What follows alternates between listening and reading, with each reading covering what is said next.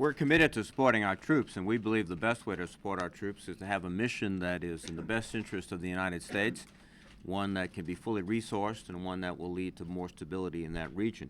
Now, because they're mired in this intractable civil war, we're not doing all that we can to fight a more effective war on terror. We have to change course and turn our attention back to the war on Al-Qaeda and their allies.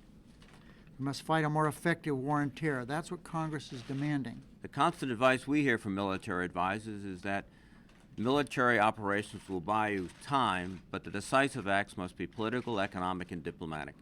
And that's what the President does not emphasize, and what must be emphasized. Democrats are determined to make sure that troops have the funds they need, just like we were the ones who demanded that they have sufficient body armor, up armor on the Humvees and other vehicles.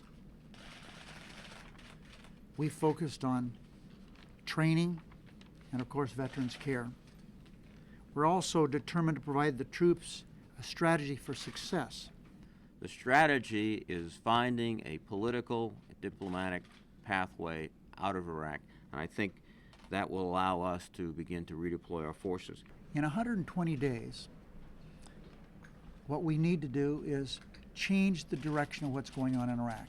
What we're proposing in the appropriations bill is a refocus and a change of missions to counterterrorism, to training Iraqi security forces, to protecting our forces, emphasizing diplomatic and political activities that are necessary for the success and the stabilization of Iraq.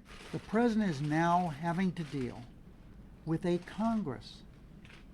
He's never had to do that before.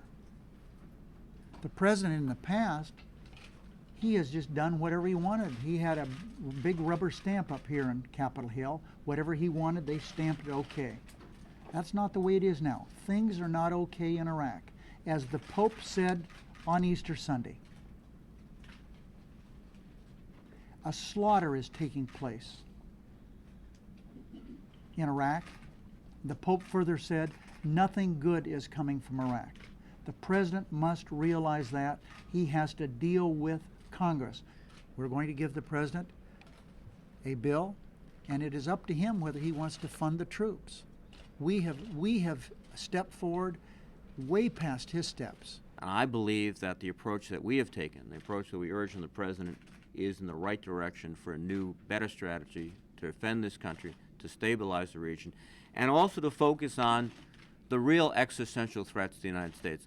So if we really want to get back to the war on terror, we have to readjust our strategy in Iraq, refocus on Afghanistan, and do much more in Pakistan.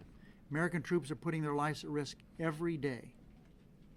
They deserve a strategy worthy of their sacrifices, not the political rhetoric the President's offering, which he again offered today.